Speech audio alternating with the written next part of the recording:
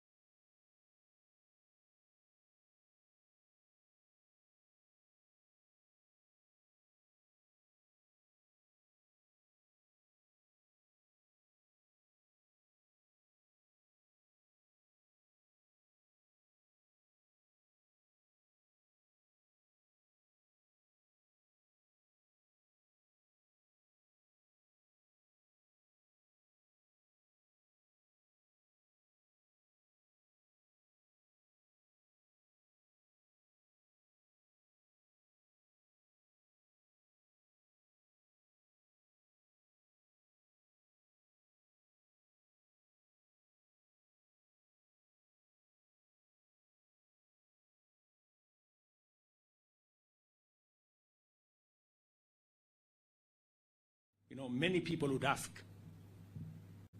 what is a church doing?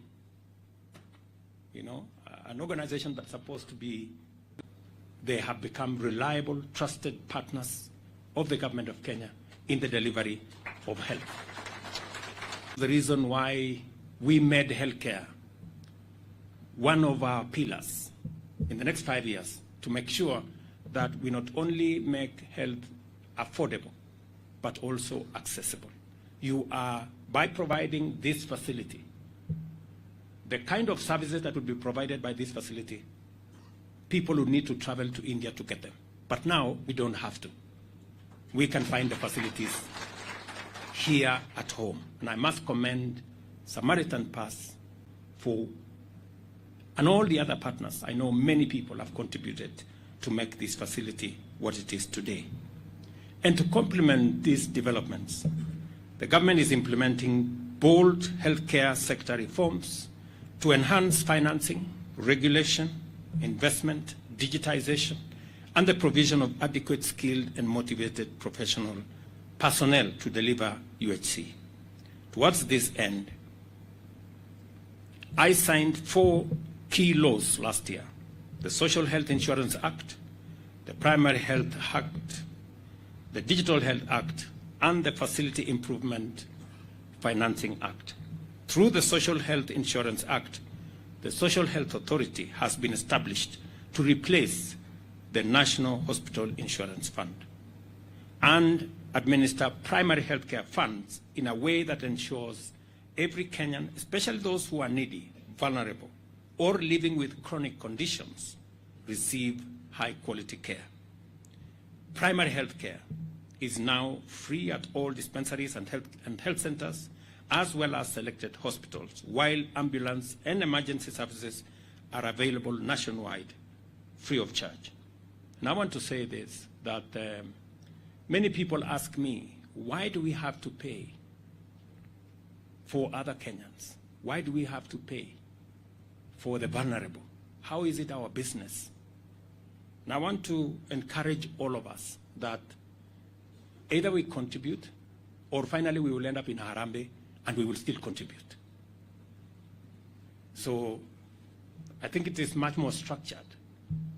If you contributed through SHIF and SHA, I think that way it is more structured, it's more organized, and it is our intention to make sure that we get rid of the Harambees that are going on in villages and places for people who require health care provision. It is our intention to make it much more easier. In the past, facilities had to be subjected to a lot of unnecessary hurdles. Today, under the UHC program, hospitals, so long as they are registered by the professional body that is in charge of registration, they don't need to know any officer of the Social Health Authority. They will automatically be brought into the ecosystem to provide health care anywhere in Kenya. Secondly, through the digital ecosystem that we are building, we want to get rid of inefficiencies, we want to get rid of pilferage, and we want to get rid of loss of funds and corruption that had undermined significantly the National Health Insurance Fund. It is through this mechanism that we can reinstate the trust of citizens on a healthcare system that is leakage-free. And thirdly, we've had serious challenges, and I have never met members of the clergy who have not asked me, Mr. President, what about refunds from NHIF? Including this morning, in this hospital, I was being asked, NHIF owes this hospital 550 million. That's a huge amount of money by any standard. We want to get rid of this challenge of funding. And I want to promise you that we are taking steps, as I announced on my statement in Mashujaa Day. Today, the money that I promised, 3 billion shillings, is now with SHA. It will be, I'm sure, the administrator of this hospital, you will get some money. You know, maybe not the whole 500, maybe 100, maybe 200 million. And we will continue this journey because it is my intention to make sure that we have a fit-for-purpose health delivery system that leaves nobody behind. And it is also our intention to make sure that it is not discriminatory. For a very long time, people with jobs, people who can afford, are the ones who went to hospital. We want to make it universal, and we want to make everybody, including those who are vulnerable, including the poor, can go to hospital, be treated the same way all of us go to hospital and we are treated. Primary health care, as I have said, is now being delivered in our hospitals, and under the Social Health Authority, the package of eligible benefits include cover for specialized services like cardiothoracic surgeries, which will be offered at this new center to the best global standards and available to every Kenyan who will be registered. And I want to ask citizens of our country. We've asked members of the provincial administration, from chiefs to everybody, to make sure that every citizen is registered. We've also engaged our community health promoters to make sure that every citizen is registered. And I want to ask every Kenyan, wherever you are, the first step that you must take is to be registered. That way, we will have you in our database, and we will be able to begin the journey to make sure that we can account for every citizen, and we can account for whatever prevalence of diseases in different parts of the country, and prepare ourselves.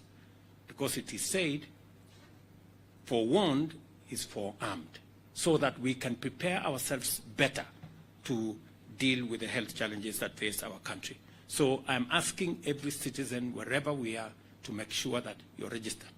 I'm very happy that we are making very steady progress. In the last 1 month, we have registered and brought on board 13 million Kenyans. We believe that this exercise can be concluded in the next 2 to 3 months. We should be able to have every Kenyan registered, so that we can be able to have the requisite information for us to undertake this very important program of managing the health of our citizens. Let me also say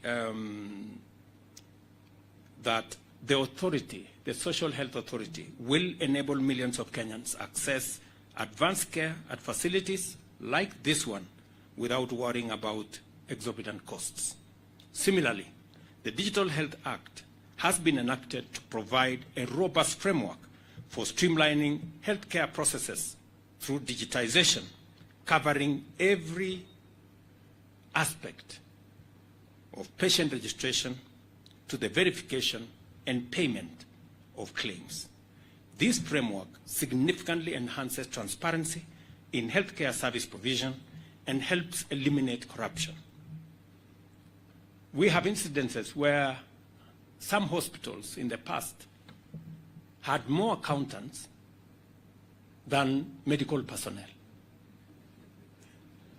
because the story was to generate as many fake claims as there could be. That must be brought to an end. And I'm very confident that the digital system that we have put in place will sort out that problem. We are keen to make sure that every cent that is made available through this program is spent in ensuring that we treat the people of Kenya as Jesus heals them. This framework significantly enhances the transparency, as I have said, and since July 2024, 13 million Kenyans have been registered with SHA, and all public facilities are now integrated with the system, while half of private facilities across the country have been registered. The private facilities that among those that have been registered and are in this system is Tenwek Hospital, and I must congratulate Tenwek for leading the way. We invite the people of Kenya to experience dignity, efficiency and transparency, and professionalism under our UHC model. The center we are opening today represents this new era for healthcare in Kenya with world-class care and make it accessible to as many people as possible.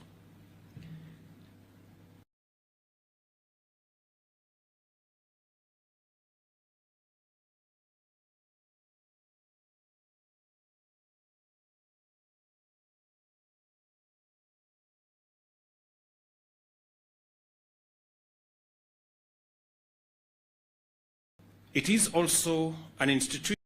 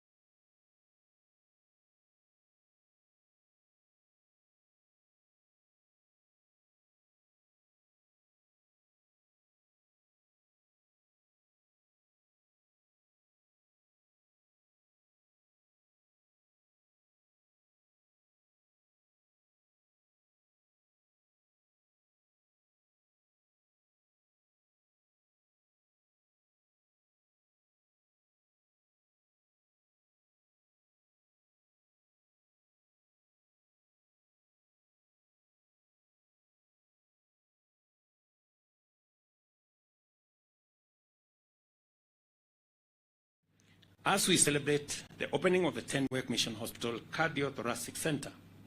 I must emphasize the essential value of prevention and the healthcare practitioners in Kenya and all the people who have come together. I know there are some outstanding issues that have been requested from different stakeholders. Let me give assurance to the missionary community who have requested us to review their work permits and the visa requirements for them and scale them down. I want to agree with you that that is an area that is of concern to missionaries, and therefore we will reconsider our position and bring missionary class of visas to the level that you have requested, so that we can be able to continue to work with you as you provide service to our nation. I thank the World Gospel Mission, the Africa Gospel Church, and the Tenwek community for their exemplary and transformative service to this region and to our nation since 1937. I also express my gratitude to Samaritan Pass for their critical support for this project and for my good friend, the grandson of Billy Graham, let me describe you that way, for coming all the way to be part of this event today. It demonstrates your commitment to humanity, and it demonstrates Samaritan Pass commitment to service to humanity as you serve God. So we're truly grateful. Please take our greetings to Franklin and to your family and to all the people in that space. I know Bishop has said that people like Russell White. Can we clap for that gentleman?